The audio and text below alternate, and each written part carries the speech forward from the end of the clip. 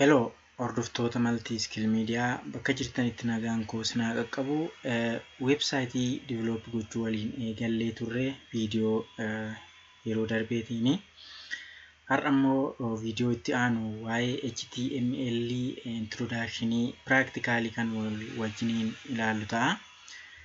Sirriitti akka na hordoftan egaa abdii guddaan qabaa. Websaayitii developeriin tokko jalqabarraa kaasee maal gochuu akka inni qabu, eessaa gara eessaatti akka inni deemu kan wajjiniin ilaallu ta'a jechuudha. Jalqabarratti websaayitii develop gochuudhaaf faayila yookiin immoo fooldarii create gochuu qabna.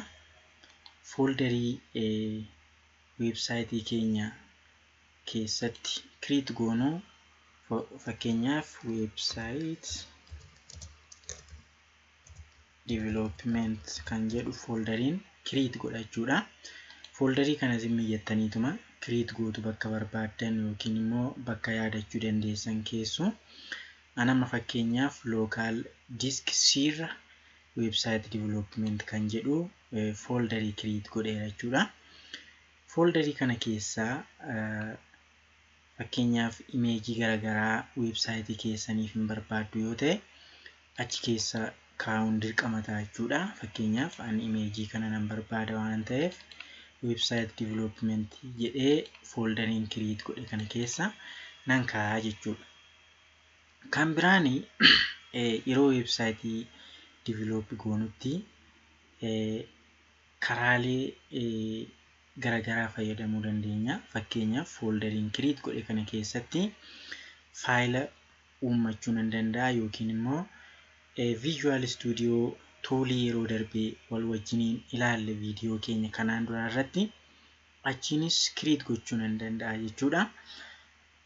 Fakkeenyaaf mee karaa Visual Studio koodii keenya yoo deemne irra akkasinii galutti karaa sana deemna jechuudha. Jalqaba irratti gaa dhaqeetan Visual Studio koodii applicationii koo bana jechuudha. Visual Studio koodiin toolii baay'ee beekamaa fi barbaachisaa akka ta'e yeroo darbe ilaallee turre. Visual Studio koodii yeroo banutti pilaatfoormii kana fakkaatu naaf bana jechuudha. Asirratti maal jedha? Start jedhee new file, open folder jedhee ni jira jechuudha. Yoon barbaade faayilii kana jala galee folderii haaraa create gochuu nan danda'a yookiin immoo faayilii haaraas create gochuu nan danda'a. Yookiin immoo folderiin kanaan dura create godhe sana search godhee fiduu nan danda'a jechuudha. Local disk irra waan an kaa'eef Visual Studio jala website development jedhee kana moggaase kana keessattan galchaa jechuudha. Argitanii? Amma gaa websaayitii jedhee kana nan moggaase sun galee jira jechuudha. Haala kanaanii website development kan jedhu asitti galee jira. Imeejiin ani keessa kaa'e sunis immoo galee jira jechuudha. Ergan kana godhee booddee maal gochuun qabaa? Folderii kana keessatti faayiliin create godhaa. Sanaan dura garuu Visual Studio koodii fayyadamuudhaaf egaa familiar warri taatan sinii galadheetan yaada. Visual Studio koodiin baay'ee salphaadha. Tuulota barbaaddan fakkeenyaaf extension kan jedhu kanarratti create gootanii JavaScript itti galchachuu yoo barbaaddan live serverii yeroo barreeffama keessan barreessitan automatically browserii keessanitti save kan sinii godhu akkasumaan immoo Python garaagaraa as keessatti walitti hidhuu yoo barbaaddan extension kan jedhu kanarra dhuftanii itti dabaluu dandeessu jechuudha. Tuulota isin barbaachisu. Kanarraan kanaaf immoo wanti isinii hin galle yoo jiraate koomentiidhaan na quunnamuu dandeessu. Asitti gaa maalan godhaa? Bakka mallattoon pilaasii jirtu kun dhufee faayiliin create godha jechuudha. Website development jedhee folderan create godhe kana jalatti maalan uumaa? Faayilii haaraan uumaa jechuudha. Faayiliin kuni amma har'a gaa waa'ee HTML ilaalla waan ta'eef HTML faayila isaa wal qabatuun create godha jechuudha. faayila HTML dhaan wal qabatu create gochuudhaa fi maqaan ani jalqabatti moggaasu fakkeenyaaf web jedhee .html yoon jedhe structure yookiin immoo formatii HTML tiin naa dhufaa jechuudha barreeffamni kuni. Sana booda enter gaafan jedhe web HTML kan jedhu fuula haaraa fi duwwaa kan ta'e naa fida jechuudha. Fuula haaraa fi duwwaa kan ta'e naa fida bakka kanatti. Erga kun naa dhufee amma garamittan deemaa jira? Gara HTML formatii koo banee structure web development web kooti structure itti gochuuttan deema jechuudha. Kanaaf shift gadi qabee lakkoofsa tokko jala kan jirtu mallattoo raajeffannoo tuqee enter gaafan jedhu doc type HTML kan jedhu formatii akkana fakkaatutu naa dhufa jechuudha.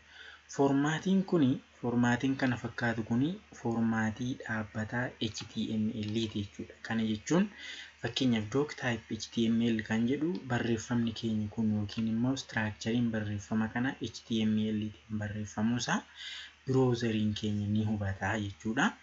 Akkasuma languagein English ta'uusaa haala structurein headeriin keenyatti barreeffamu karakterii UTF-8 ta'uusaa viewport isaan kun standard HTML jechuudha. Standard HTML jechuudha. Standard kana jalatti wanti isin beekuu qabdan fakkeenyaaf HTML kun HTML jedhee erga banee booda maaliin cufaa HTML dhumaan cufa jechuudha. Garuu wanti adda adda isaan godhumaa inni taagiidha jechuudha. This is open tag, kun open tagidha. Inni dhumaa kun immoo close tagidha jechuudha. Kana gidduuttidha jechuudha formatiin HTML kun kan dhumu. Barreeffamni weebii keenyaa kana gidduutti dhuma jechuudha. Kana gidduutti HTML open tagii fi HTML close tagii gidduuttidha jechuudha kan inni xumuramuu qabu. Haa ta'u malee fakkeenyaaf ishee kana gidduudha yoo barbaanne haquu ni dandeenya. Kana haqnee bifa kanatti gabaabsuu ni dandeenya yookiis immoo ishee kana formatii kana irraa balleessee haala kanaan short gochuu nan danda'a jechuudha. Short doc type HTML kanaaf this is open tag, inni dhumaa kun immoo close tagidha jechuudha. Kana booddee gad siqxanii head kan jedhu argitu jechuudha. Head kan jedhu kun open tagii barreeffama kan headiti, inni kun immoo kan close tagii isaati jechuudha. Kanaaf headeriin nuti barreessinu kun inputii fi openii fi close kana gidduutti jechuudha kan xumuramu. Fakkeenyaaf head kana jala maaltu jira? Title jedhee open tagii banee title kan jedhu open tagii gidduu kanatti immoo contentiin document kan jedhu jira. Dhumarratti immoo close tagiin jira jechuudha. Amma fakkeenyaaf bakka document jedhu kanarratti maalan barreessa? Website development. Kun amma mata duree weebii kooti jechuudha. Mata duree website koo mata dureen itti moggaasuu barbaade sana maalan godhee asittan website development jedhee barreesse jechuudha. Kun maalidha?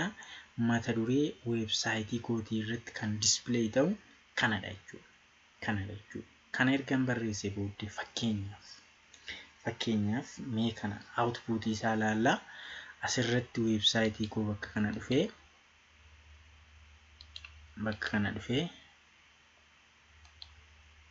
open with live server kan jedhu kanarrattan click godha jechuudha. Live serveriin kun yeroo connection fayyadamtan malee isin hojjechuu dhiisuu danda'a. Open with live server kan jennu nan bana jechuudha. Websitein koo kun egaa hin bana jechuudha. Browseriidhaan hin bana.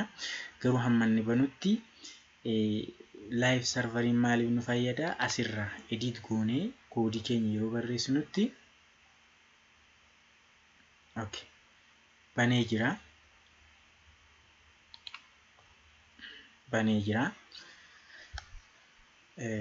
asirratti akkuma argaa jirtan mata dureen websaayitii kana websaayitii development jedha jechuudha. Gara olii xeggii irratti yoo argitu ta'e websaayitii development jedhee mata dureen websaayitii kana develop ta'eera jechuudha. Egaan ittuma daballee ilaalaa yoo deemne fakkeenyaaf gadi siqnee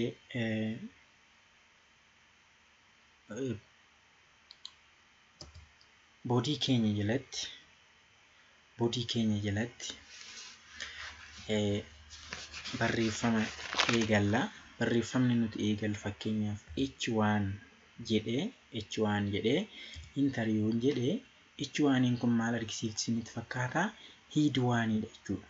Head 1 yookiin immoo header 1 argisiisti jechuudha. Kana gidduutti maalan barreessaa? Header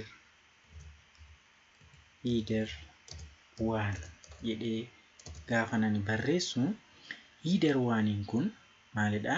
Elementiidha. Head 1 ishiin duubaa kun open tagidha. Isheen booddee irraan jirtu kun immoo close tagidha jechuudha. Close tagidha. Eenyuuf header 1 yookiin barreeffama fedhe gidduu kanatti kan hin barreessu kun open fi close qabdi jechuudha. Kana booddee control plus S gaafan godhe control gadi qabee S gaafa nani barreesse maaltu dhufa? Header 1 jedhee kana nama barreesse kun ni dhufa jechuudha. Header 1 jedhee kana nama barreesse kun haala kanaan display ta'a jechuudha. Haa ta'u malee header 1 kun itti dabaluun head 2 yoom dabaluudha barbaade ammas H2 jedhee enter jedhaan jechuudha. Kani H2 jedhee enter gaafan jedheen open tagii fi close tagiin ofuma isaatii dhufee seena jechuudha. Sana booda header 2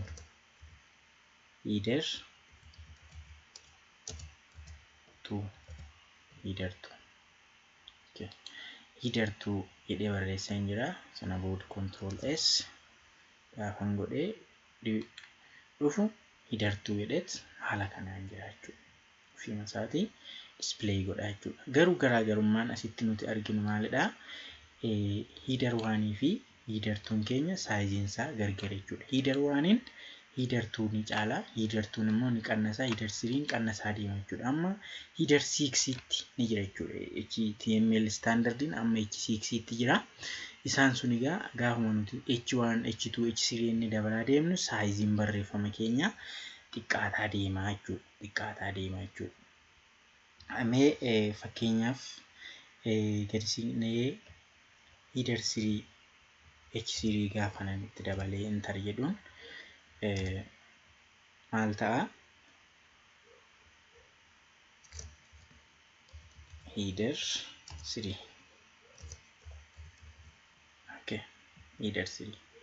header 3 control S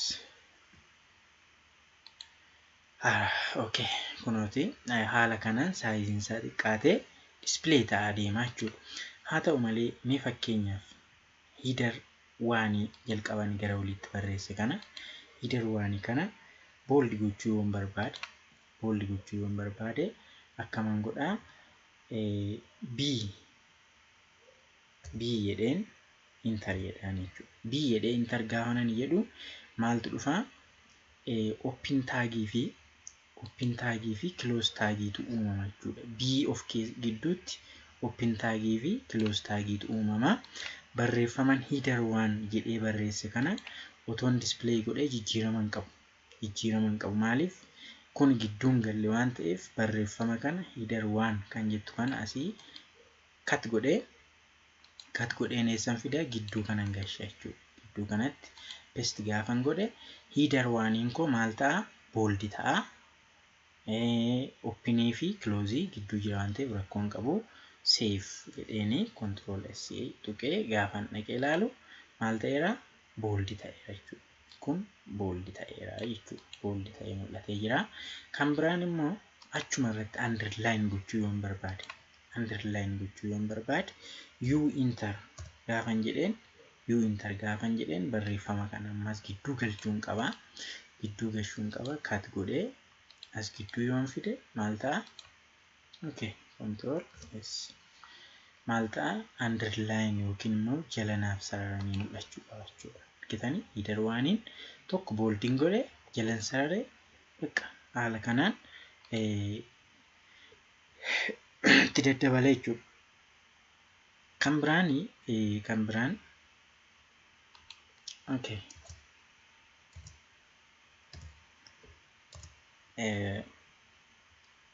Header 2 kana fakkiin italic formii gochuu yoon barbaade EM barreessa jechuudha. EM yookiin emphasize jechuudha. EM jechuun italic formiidhaan naaf barreessi jechuudha. Kanaaf header 2 kun italic formiidhaan naa barraa'uu qaba. Kanaaf barreeffama kana immoo open tagii fi close tagii gidduutti galchaa jechuudha. Okay, EM kun open tagiidha.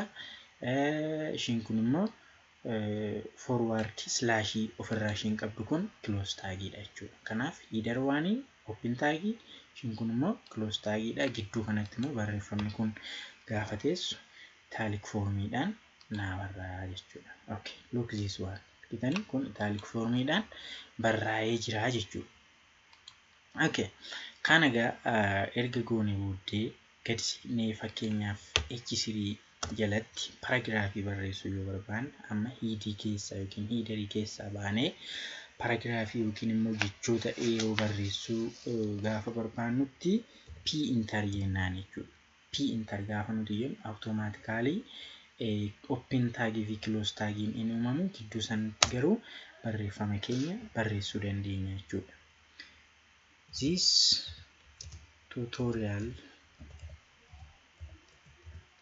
tutorials explain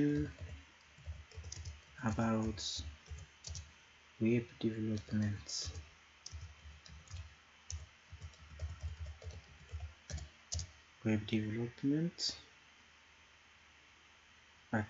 Gaadha.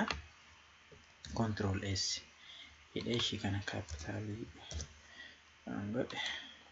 Control S gaafa jennuun haala kanaan display godha. This is kun maalidha? Paragraafii kootii jechuudha. Paragraafii barreeffama kootii warri kun headeriidha. Kalarii isaaniillee waan an barbaadetti jijjiiruu nan danda'a jechuudha. Kalarii isaaniillee jijjiiruu nan danda'a. Fakkeenyaaf kalarii header waanii kana jijjiiruu yoon barbaade header waanii kalarii isaa jijjiiruu yoon barbaade header waanii bira dhufuudhaan akkamiin godhaa? Header waanii bira dhufuudhaan h1 style is equal to jedhee style is equal to color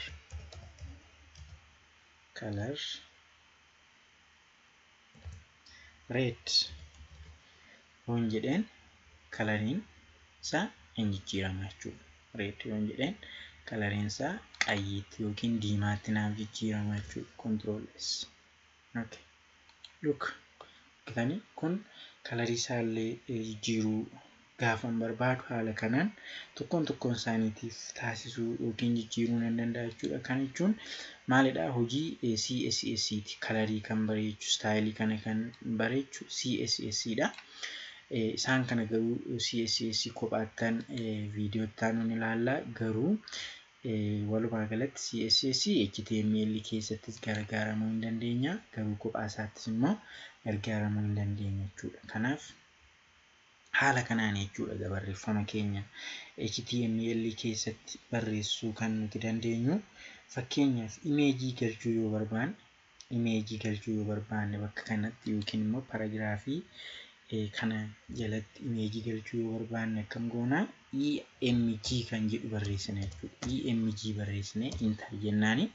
Argitanii EMG barreessinee akkuma nuti enter jennuun barreeffamni standardized ta'ee asitti display ta'a jechuudha. Display ta'a.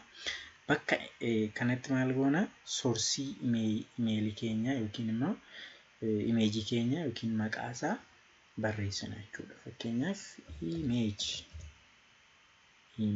jennee GPG fakkeenyaaf ofuma isaatii fidee waan jiruuf imeejiin kun maal bakka buuti? Imeejiin as keessaan dura kaa'e sana image folderii koo keessa jirtu kan image.jpg kan jettu kana default fideera jechuudha. Image kana display godheera. Sana booda control S jedhee gaafan dhaqee ilaalu imageen koo maal ta'a jechuudha display ta'ee jira jechuudha. Haala kana argitanii display ta'ee jira. Size isaa yoo barbaade immoo xiqqeessuus nan danda'a. Okay, kanaan haala kanaan image illee itti galchuu ni dandeenya jechuudha. Image illee itti galchuu ni dandeenya jechuudha. Okay, yoo barbaanne image isaa xiqqeessuu ni dandeenya